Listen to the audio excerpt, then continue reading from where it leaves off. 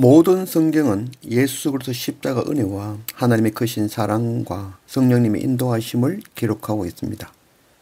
창세기는 창조의 비밀을 깨우쳐 알라고 주신 말씀이 아니라 우리가 하나님 없이는 존재할 수도 없고 하나님 없이는 살아갈 수도 없는 그런 미약한 존재임을 깨닫게 하시는데 그 목적이 있다 하겠습니다.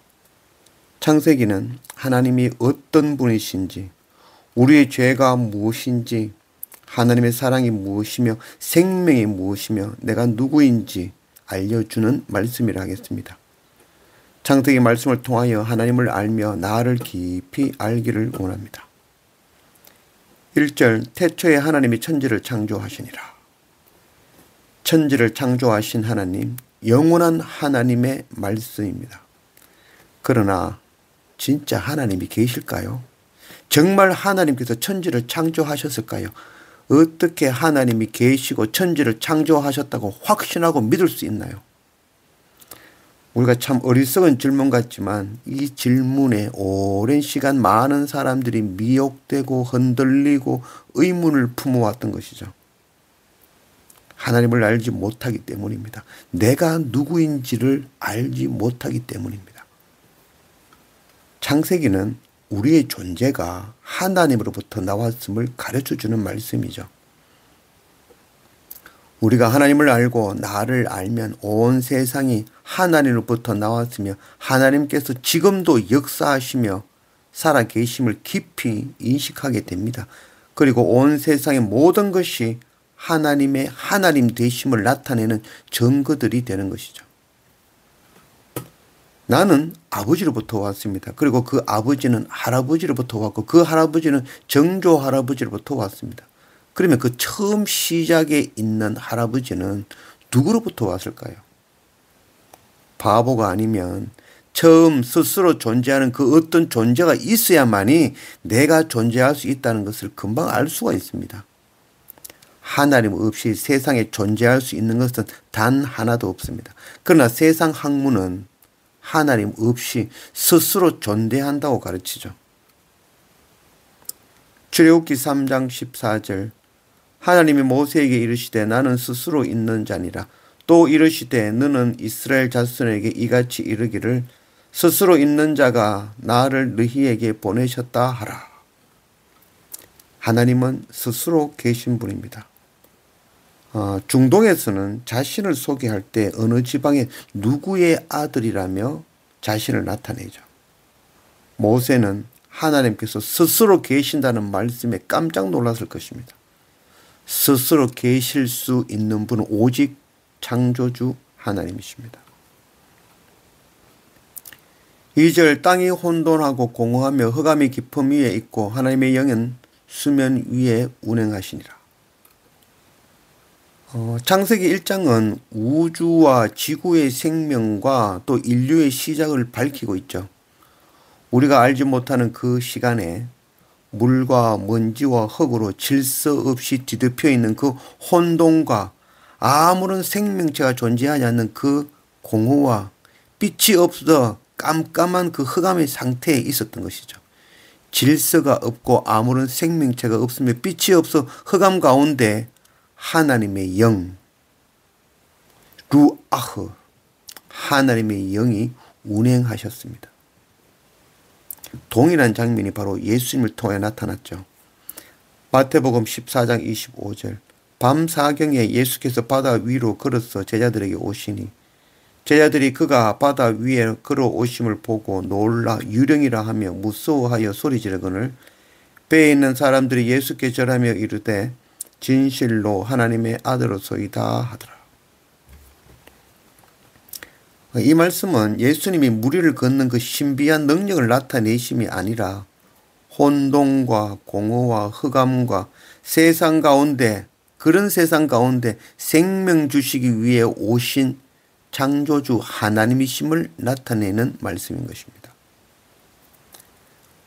제자들이 그런 주님을 보고 하나님의 아들이소이다. 제자들은 무리로 걸어오시는 그 예수 그리스도를 보고 창조주 하나님께서 수면 위를 운행하시던 그 창조의 그때를 알고 예수님이 하나님의 아들이심을 고백한 것이죠. 예수 그리스도는 태초에 수면 위를 운행하시던 하나님이십니다.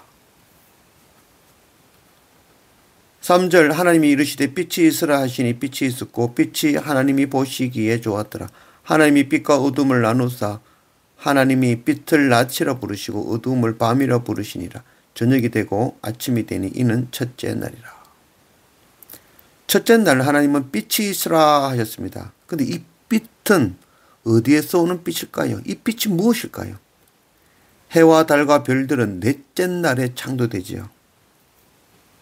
요한복음 1장 9절 참빛 곧 세상에 와서 각 사람에게 비추는 빛이 있으사니 그가 세상에 계셨으며 세상은 그로 말미암아 지은 바 되었으며 세상이 그를 알지 못하였고 자기 땅에 오매 자기 백성이 영접하지 아니하였으나 영접하는 자 곧 그 이름을 믿는 자들에게는 하나님의 자녀가 되는 권세를 주셨으니. 첫째 날의 빛은 하나님의 임재로부터 나오는 빛이며 창조의 출발이며 생명의 근원입니다. 참빛은 세상에 와서 각 사람에게 비추는 하나님의 빛 예수 그리스도입니다. 27절 하나님이 자기 형상 곧 하나님의 형상대로 사람을 창조하시되 남자와 여자를 창조하시고 하나님이 그들에게 복을 주시며 하나님이 그들에게 이르시되 생육하고 번성하여 땅에 충만하라. 땅을 정복하라. 바다의 물고기와 하늘의 새와 땅에 움직이는 모든 생물을 다스리라 하시니라. 첫째 날 어둠과 혼돈과 공허와 물로 덮여있는 그 지구에 빛 대신 주님이 임하셨습니다. 그 빛과 열에 의하여 물과 물이 나님으로 궁창이 둘째 날 만들어졌습니다. 물이 이동에 의해서 지각이 변동하고 바다와 육지가 나뉘고 땅에서는 풀과 채소와 나무가 셋째 날 자라기 시작하였습니다. 넷째 날 해와 달과 별들이 지어지고 기울어진 지축과 지구의 공전과 자전으로 계절과 일과 월과 연이 정해졌으며 다섯째 날에는 의류와 조류가 그 종류대로 만들어졌습니다. 여섯째 날에는 육축과 기는 것과 땅의 짐승들이 종류대로 만들어지고 이 모든 만물을 다스리고 정복하게 하기 위하여 하나님의 형상을 따라 사람을 지었습니다. 요한복음 4장 24절 하나님은 영이시는 예배하는 자가 영과 진리로 예배할지니라. 하나님은 영이십니다. 하나님의 형상이라 함은 하나님의 그 영적 성품을 의미하는 것이며 모양이라 함은 하나님의 존재의 형태와 나타나는 그런 외양의 모습을 말씀한다고 할 수 있겠습니다. 자녀는 아버지를 닮듯이 모든 사람들은 참 아버지 되시는 하나님의 형상과 모양을 닮아 있는 것입니다. 열방의 모든 사람에게서 하나님의 형상과 모양을 발견하고 사랑하고 섬기며 아버지를 전하는 것이 바로 선교입니다. 정복하고 다스리는 것은 마음대로 하는 것이 아니죠. 정복과 다스림은 굴림과 착취가 아니라 하나님의 뜻을 실현하는 것이며 섬김과 봉사입니다. 천지를 창조하신 목적은 바로 우리입니다.